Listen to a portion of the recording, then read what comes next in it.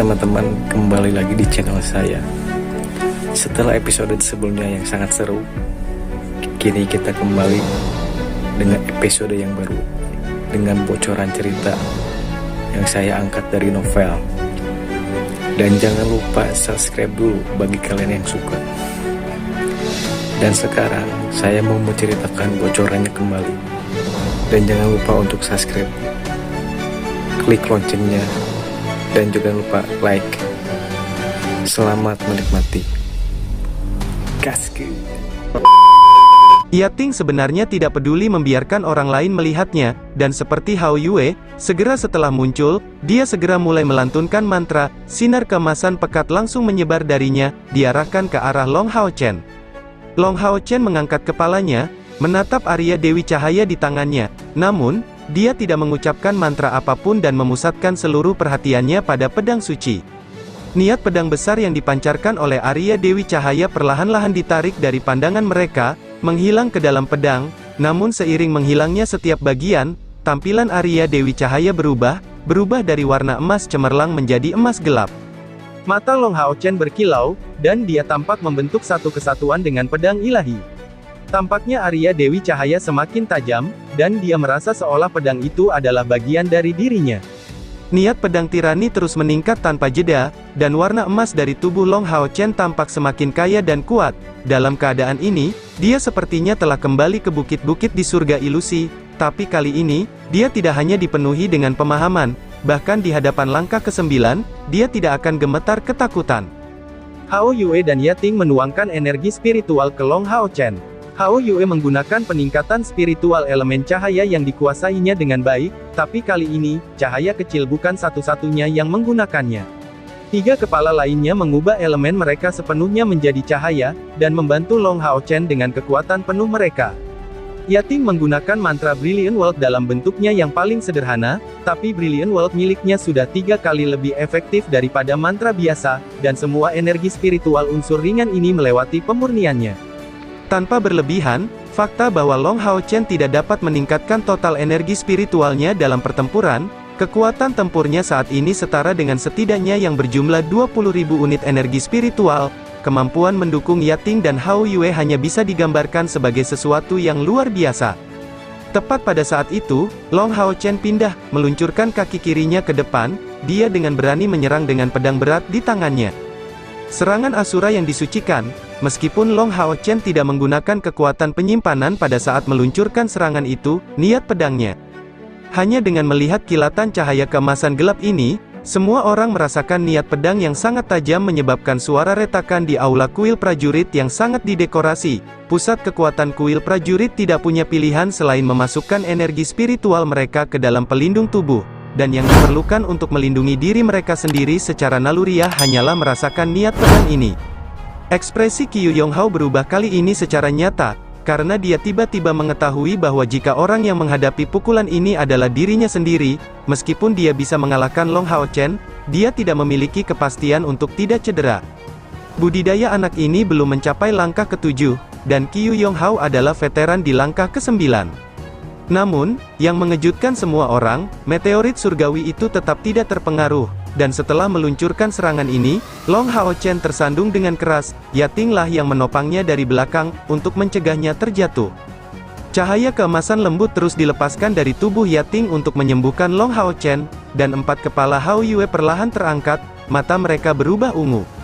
Di dahi Long Hao Chen, 9 garis pola ungu muncul. Satu-satunya perbedaan dari masa lalu adalah setelah kebangkitannya sebagai dewa pilihan, warnanya menjadi ungu keemasan. Long Hao Chen sedikit terguncang, dan perlahan berdiri tegak. Arya Dewi Cahaya yang kembali ke warna emas biasanya diserap kembali ke tangan kanannya. Setelah melakukan serangan tepat sebelumnya, dia sebenarnya pingsan untuk sementara, dan pulih dengan bantuan penyembuhan dari Hao Yue dan Yating. Namun, semua ini tidak sia-sia. Serangan tepat sebelumnya dengan jelas menyatukan pemahaman yang dia peroleh dari menonton patung Ye Wuxiang dengan tingkat niat pedangnya menjadi satu. Tanpa berlebihan, pemahamannya saat ini tentang niat pedang sekarang mencapai tingkat yang sangat dalam, setidaknya menyamai Ye Wuxiang pada saat dia berusia 30 tahun. Tak satu pun dari kuil prajurit mengatakan apapun, karena mereka tidak tahu harus berkata apa. Meskipun mereka baru saja melihat Long Hao Chen gagal, Niat pedang mengerikan yang mereka lihat sebelumnya terlalu kuat. Orang yang memiliki perasaan terdalam adalah Qiu Yonghao dan kepala pembantu yang pernah melihat Ye Wuxiang dalam pertempuran sebelumnya. Tepat pada saat itu, mereka merasa seolah-olah sedang melihat kebangkitan Ye Wuxiang. Hanya dari merasakan niat pedang ini, mereka semua memahami bahwa Long Hao Chen memang memenuhi syarat untuk menggunakan Arya Dewi Cahaya. Mereka tidak akan menemukan orang seperti itu bahkan di seluruh kuil prajurit. Hao Chen, Qiu Yonghao melangkah maju sedikit. Aku ingin memberikan beberapa kata penghiburan kepada anak ini. Dia sudah memikirkan apakah mungkin untuk meyakinkan petinggi kuil prajurit lainnya untuk membiarkan anak ini menjadi penguasa pedang ilahi ini. Long Hao Chen menoleh dengan tatapan lemah, tersenyum dengan susah payah pada Qiu Yonghao. Dia sekarang merasa lemah hingga tidak dapat berbicara, dan jika bukan karena bantuan Hao Yue dan Yating, dia akan jatuh dalam keadaan tidak sadarkan diri. Konsumsi energi spiritualnya sebelumnya terlalu besar. Ini bukan hanya tentang energi spiritual, tapi bahkan mencakup kekuatan mental dan fisiknya sendiri. Saat ini, dia merasa terlalu lemah bahkan untuk mengangkat satu jari pun. Tentu saja, kondisinya terus membaik dari menit ke menit dengan bantuan terkoordinasi dari Hao Yue dan Yating. Lapisan cahaya ungu tua terus dilepaskan dari tubuh Hao Yue. Sementara Long Hao Chen menyerap cahaya ungu ini, kekuatan fisiknya kembali sedikit demi sedikit. Sementara Yating menawarkan esensi cahayanya yang paling murni. Qiu Yonghao menghela nafas, "Nak, aku punya saran. Meskipun Anda gagal, Anda masih melakukan lebih dari cukup. Saya memahami bahwa setidaknya saat ini, Anda adalah satu-satunya yang dapat menggunakan pedang ilahi ini. Arya Dewi Cahaya benar-benar menemukan pemilik yang sangat baik. Anda adalah putra Long Xingyu dan satu-satunya penerus kuil ksatria. Ini adalah sesuatu yang tidak boleh saya katakan. Tetapi Anda juga harus memahami bahwa Arya Dewi Cahaya terlalu penting bagi kuil prajurit kita. Saya tidak dapat mengambil apapun yang berharga sebagai alat tawar-menawar, kecuali posisi saya sendiri. Jika Anda mau, Anda bisa menjadi kepala kuil prajurit. Saya akan segera meninggalkan posisi saya dan membantu Anda dengan seluruh kekuatan saya. Anda tidak perlu terus melakukan misi dengan pasukan pemburu iblis Anda, dan sebagai kepala kuil prajurit, budidaya Anda akan mendapat dukungan penuh dari kuil prajurit. Saya yakin dalam waktu dekat, Anda akan menjadi komandan Ye Wuxiang kedua." Saat mengucapkan kata-kata ini, Qiu Yonghao merasa cukup antusias. Keputusan ini tidak sulit untuk diambil, dan sebenarnya dilakukan dalam sepersekian detik. Tanpa berdiskusi dengan siapapun, dia percaya bahwa dia memiliki kemampuan untuk meyakinkan orang lain. Kata-katanya bukanlah pujian, tapi datang dari lubuk hatinya yang terdalam. Memang itulah betapa hebatnya Long Hao Chen. Sebagai orang di langkah ke-9, Qiu Yonghao dengan jelas melihat bahwa tunggangannya dan peri cahayanya berada di luar jangkauan orang biasa, dan sepasang sayap gandanya membuktikan potensi kekuatannya yang tak terbatas di masa depan. Mungkin Long Hao Chen saat ini hanya berada pada langkah ke-6 dalam kultivasi, namun Qiu Yonghao benar-benar yakin bahwa bahkan langkah ke-7 pun belum tentu bisa melawannya.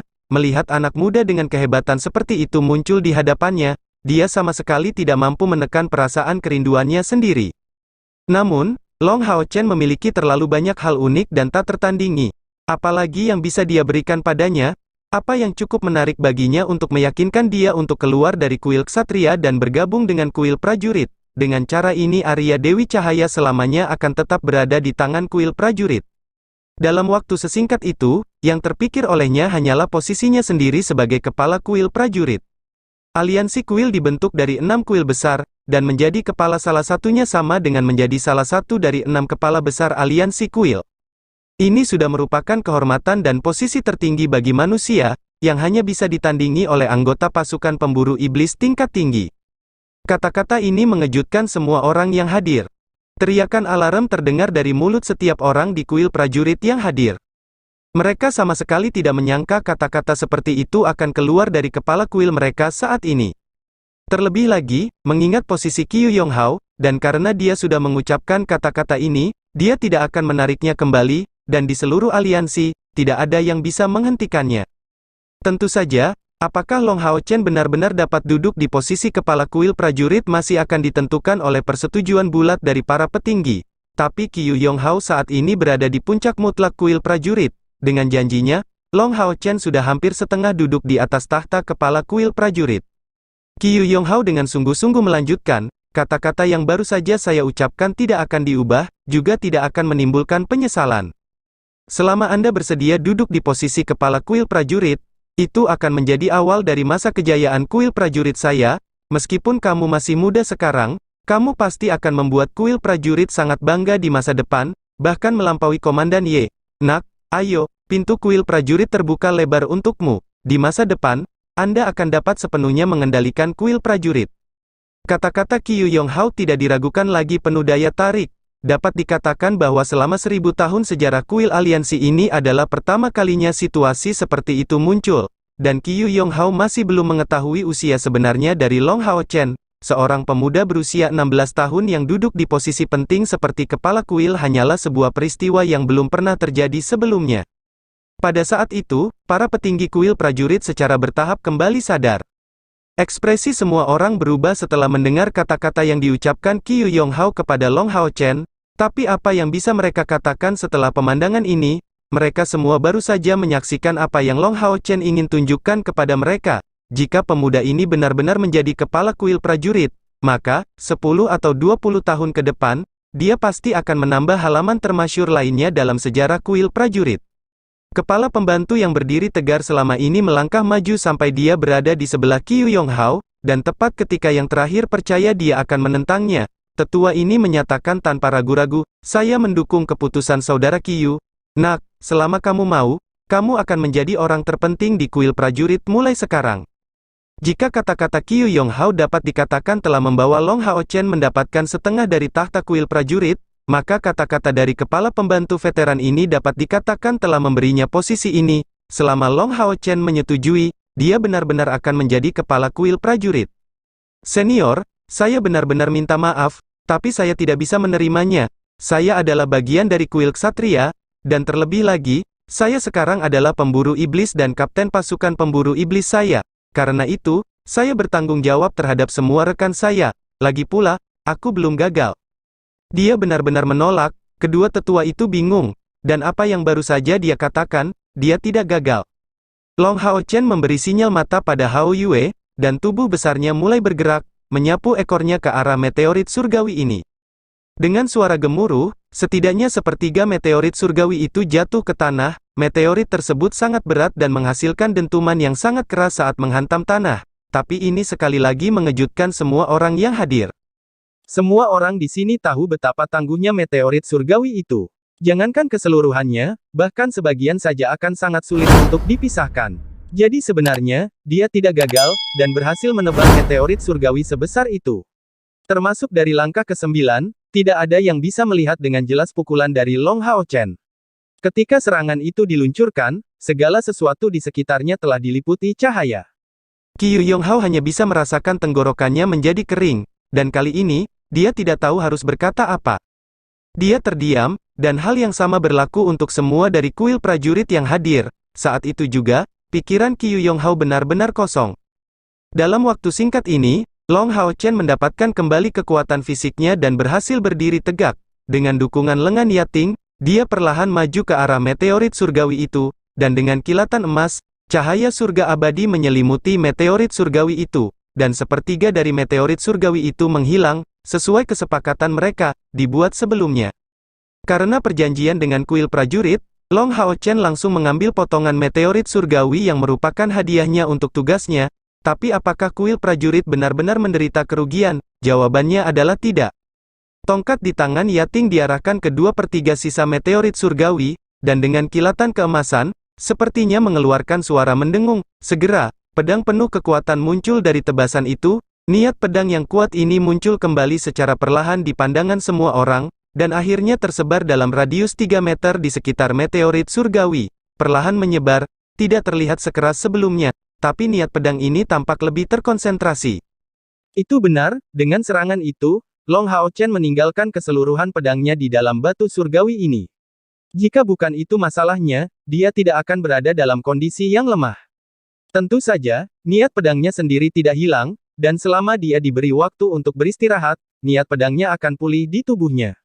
Tapi batu surgawi ini tidak akan kehabisan tujuan pedang setidaknya selama 100 tahun.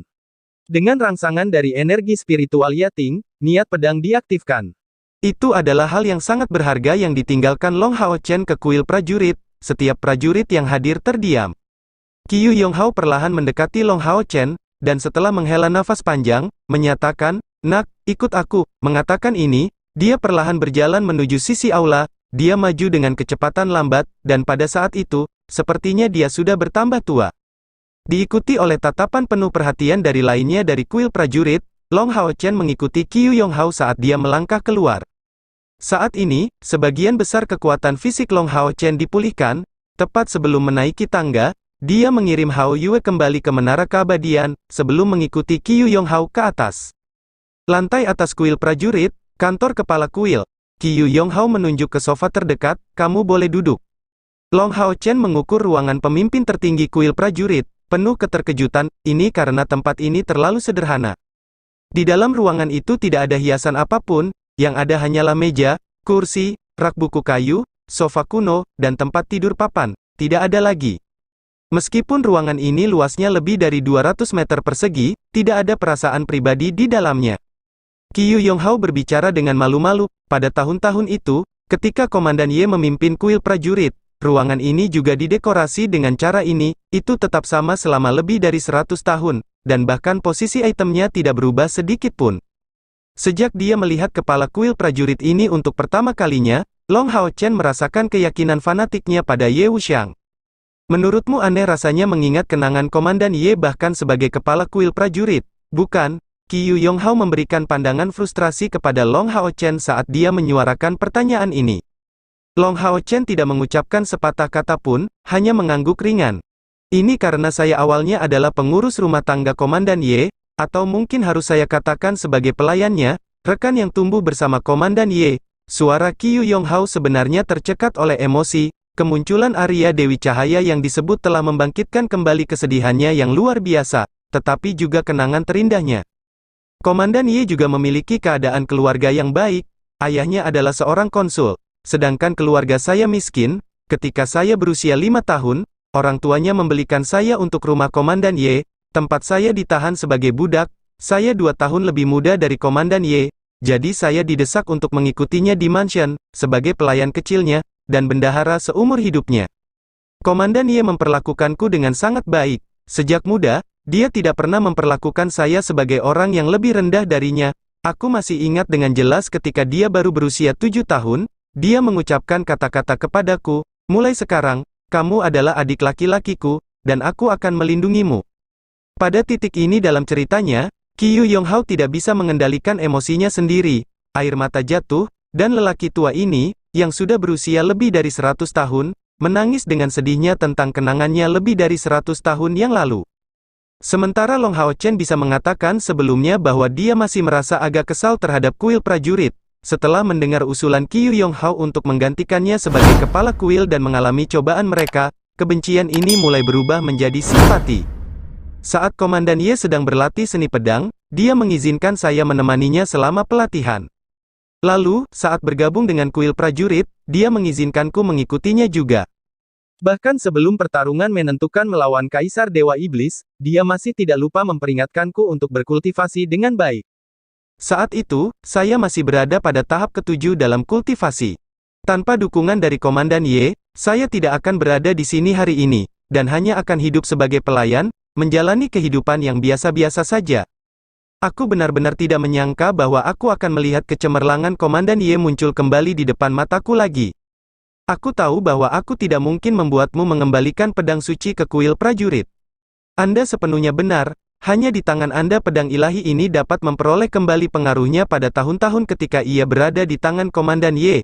Namun, saya berharap Anda tidak bertindak terburu-buru seperti yang dilakukan Komandan Ye pada masa itu. Sebelum sayap Anda berkembang sepenuhnya, Anda harus menempatkan keselamatan Anda sebagai prioritas utama. Alasannya adalah Anda bukan hanya milik Anda sendiri, tetapi milik aliansi, sebagai harapan seluruh umat manusia.